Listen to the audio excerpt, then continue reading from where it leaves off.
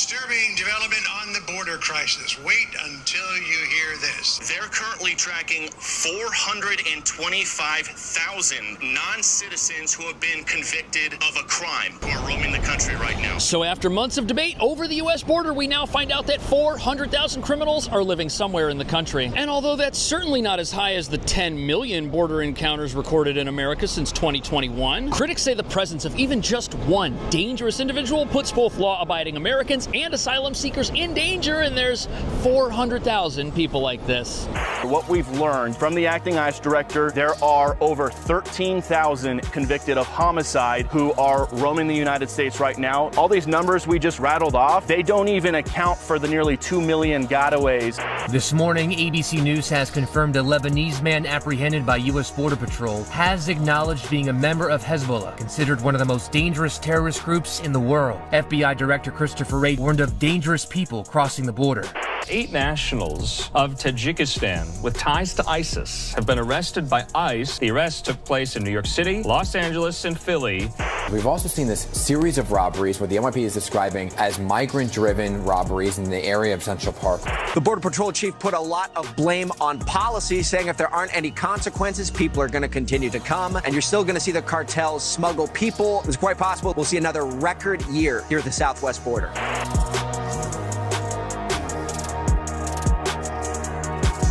So of the 400,000 criminals currently living in America, 13,000 have been convicted of some very serious crimes. But what nobody's talking about is even though these numbers do not represent the vast majority of asylum seekers, the real number of convicts secretly roaming our country might be higher than anyone knows about, because these are just the people we know about, which is a massive problem for the country no matter how you look at it, as dangerous individuals cause issues for everyone regardless of where they're from. Yes, they put citizens and permanent residents in danger, but these criminals, they're also a danger to immigrant communities made up of asylum seekers. And in many cases, the people who've fled poverty are the ones being targeted first. And for months, we've heard reports of gang activity and potential extremists infiltrating sanctuary cities throughout America in an attempt to carry out dangerous acts or build and expand their criminal empires, which they can get help doing by recruiting disillusioned asylum seekers who may have come to a sanctuary city like New York, but instead of finding a brighter future, now find themselves living in tents down by the river, as the humanitarian industrial complex that makes money off their presence has no ability to connect them with the jobs they'll need to live on their own. But it's not just that dangerous criminals are preying upon asylum seekers. In many cases, we're now seeing crime spill out of sanctuary cities into working class neighborhoods outside of them, kind of like what's been happening in Aurora, Colorado, which reveals that after preying upon other immigrants, these crooks turn their attention to average Americans. And they're doing it while hiding out in sanctuary cities so they can evade federal immigration authorities for months on end. Which brings us to the real reason why we've now got an estimated 400,000 convicts living somewhere in this country, some of whom might be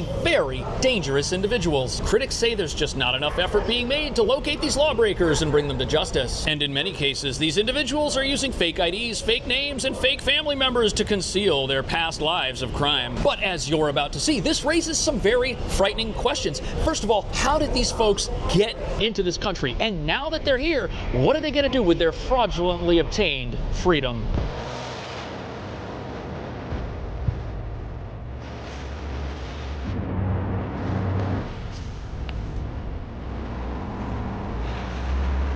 So obviously having 400,000 criminals living in your country somewhere, doing something, whereabouts unknown, that's a big issue. But the truly alarming thing about this recently obtained report is how many of these individuals have done something really, really bad. And what this means is local law enforcement throughout the country now has its work cut out for it. To set the stage here, let me just explain what these numbers mean.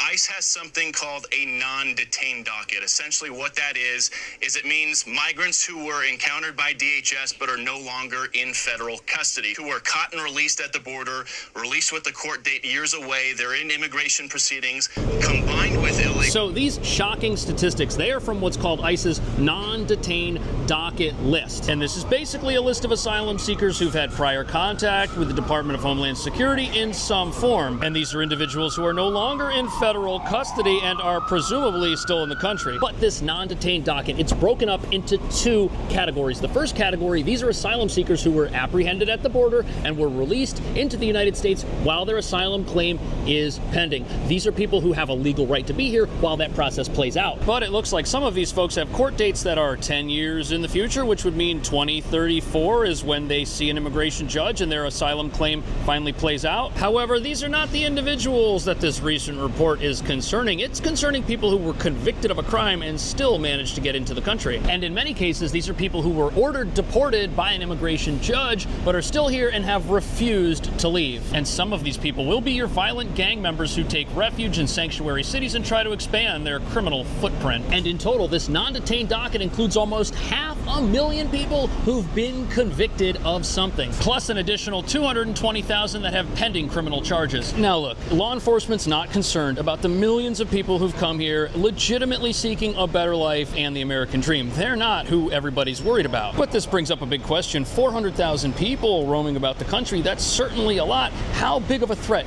could this really be? Is this something that people should be alarmed about? And if it is, what is being done to keep everybody here safe, including legitimate asylum seekers? ICE recognizes that some jurisdictions are concerned that cooperating with federal immigration officials will erode trust with immigrant communities. However, sanctuary policies can end up shielding dangerous criminals who often victimize those same communities. I mean, that would appear to be from the... So in this country, we have law enforcement bodies whose job it is to find these people, locate them, and arrest them, possibly deport them. But in a sanctuary city like New York, that process is complicated. And since we don't allow our police to cooperate with the federal government, what that essentially does is it makes a sanctuary city a sanctuary for criminals. And that's because what most people fail to understand is that asylum seekers, they don't need refuge from a government agency who's looking for them. They're seeking asylum. They've got a legal right to reside in the country while their court case plays out. They don't need refuge from an immigration system that's out to get them. They're here whether New York is a sanctuary city or not. And asylum seekers are just as free to reside in New York as they would be in Texas or any other state because they are parolees of a federal court. And what that means is this idea of a sanctuary city only benefits people who are here and aren't supposed to be. But sanctuary cities are unknowing accomplices with these criminal organizations because we give them a place where they can hang out. And this is a constant source of frustration among the rank and file of ICE. That's immigrations and customs enforcement agents. And the reason this is so frustrating for ICE agents is because in a sanctuary city like New York, an asylum seeker will be arrested, charged, and released back into the community on their own recognizance. Now, most of the time, ICE will request that the NYPD hold on to that person. This is called a detainer request until ICE can come check them out and vet them and see if they indeed should be released. And if that process is successful, it will take somebody who's dangerous, potentially violent, off the streets, and they will immediately face justice for any crimes they've committed concerning the federal government. But the way this has been working out here in New York is that oftentimes those requests are ignored, and those folks are released, and what do? They go back to the communities where they were living and continue terrorizing those individuals who, in many cases, are other asylum seekers or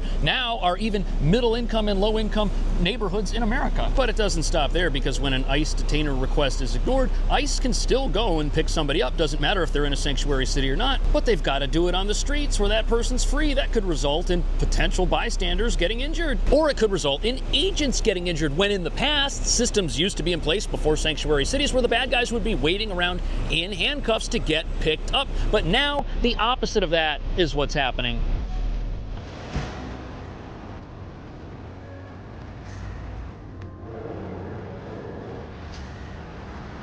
So the interesting thing about this debate on immigration and sanctuary cities is it's causing people who in the past may have had a rather liberal view of the border and things like that to reconsider their positions. And it's causing people who may have in the past saw a valid position and valid purpose for sanctuary cities to reconsider whether or not that purpose still does the good that some of these cities thought was going to happen when they made these sanctuary laws 20, 30 years ago. Is ICE able to get involved with detaining some of these folks who are bad apples, as they call them, right, and deport them? Well, my staff is out every day. We're out in the public, in the community, trying to remove these public safety threats from our communities. The issue, obviously, that we face is we need the cooperation and collaboration with our law enforcement partners here in the city, specifically NYPD. The sanctuary policies won't allow them to cooperate. So that is the New York ICE field director, and he says that the mission of his agency isn't to come here looking for people who aren't U.S. citizens and to cart them away. No. Instead, their job is to find dangerous people who aren't supposed to be in the country and help get them off the streets and out of the country. They're not just looking for anybody who's an asylum seeker, no. But he and his staff have to apprehend and remove dangerous criminals all by themselves. They're not getting any help from our local police. That's forbidden. And the problem, as he sees it, is without some form of interagency cooperation, it's not only much harder for them to do their job, oftentimes the people who get released make the area that they get released into much worse than it ever would have had to been if these systems still existed. Which means New York is no longer a sanctuary for immigrants, it's a sanctuary instead for crooks. So what does the cooperation look like? Okay, basically, I mean, obviously before the strict sanctuary policies went in effect under the de Blasio administration, we had a unit that was based in Rikers Island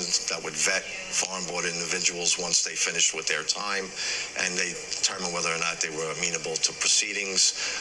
We would have detainers honored on individuals that were serving time when they were finished with their... So listen to how different things are today. In the past, ICE teams, they used to have outfits at various parts of New York where people are detained, like Rikers Island. And when somebody is getting released from a facility like that, ICE would be right there to check them out and vet them and see if it's safe for them to get released or to see if they're wanted for something else. But that doesn't happen anymore. And now when a tattooed gang member with ties to violent gangs walks out of a precinct or a jail or a prison, they can go back to doing whatever it was they were doing before they were arrested, and ICE doesn't even know that they're free. And obviously a situation like that does nothing but put people in danger, but who benefits from it? Legal immigrants? No, they don't benefit in many cases from sanctuary laws at all because they're here regardless. ICE isn't looking for them. And what's crazy is when ICE does end up making arrests, oftentimes they've got to go about it with their own information. They've got to watch the news and the television like the rest of us to find out if the wrong people are now walking around on the streets, which they've done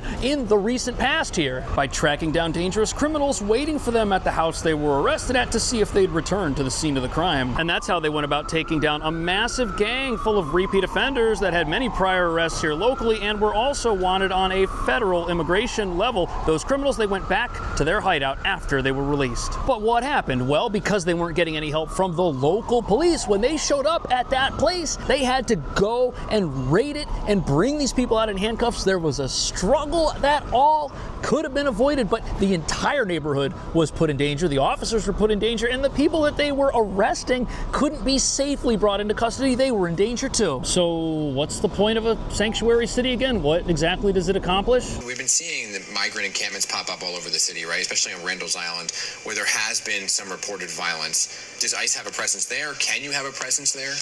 Unfortunately, at the city shelters and these pop-up tent areas, in order for ICE to be present there, the city would require us to have a judicial warrant for the arrest of a certain... So this is actually the worst part about our asylum crisis right here in New York. It's actually being made worse and exasperated by the fact that this is a sanctuary city. That's taking away many of the opportunities that New York is trying to provide to asylum seekers in its shelter system, which are now places that are being taken over by gang members. And this is happening specifically at the Randall's Island tent facility, which houses 3,000 single adults. It's been hit with story after story of violence for months now, and there are even wanted posters outside the shelters describing various crimes, seeking information, offering a reward for helping police catch criminals who, once they're caught, won't be turned over to ICE if they're wanted by ICE, and who may end up getting released and getting to go live back in that very same shelter after being placed in the back of a police car. And when you think about it, a great system that keeps people safe would be for the local police to be able to cooperate with ICE, where ICE could then operate at that very same shelter. Think of how safe it would be if the bad guys weren't allowed to live there on a full-time basis. But apparently this isn't something that's going to be allowed to happen ever, because the way it works in New York is that ICE needs a specific request. What they can't do is just hang out in a place like this and screen people who they might be looking for. They need the specific information for one of those specific people before they're allowed to even be there. And not only does that create dangerous conditions inside the shelter itself, you see how there's a park around it? Well, that park is now home to a growing number of homeless encampments it's made up of people who were kicked out of the shelters but cannot leave the area as all of their immigration-related mail comes to that shelter. And if you've applied for asylum somewhere, you need to be able to correspond with the federal government by mail. If they were to leave the city or the area, they can't go there and get their mail and find out what happens. And this is what happens when your shelter system is so full that everyone who moves in gets evicted after 30 days because there's just no more space. But in many cases, these are now people whose lives aren't very good. They haven't benefited at all from coming here and enrolling in a shelter, and these are prime candidates in many cases for these gang members to approach and say, hey,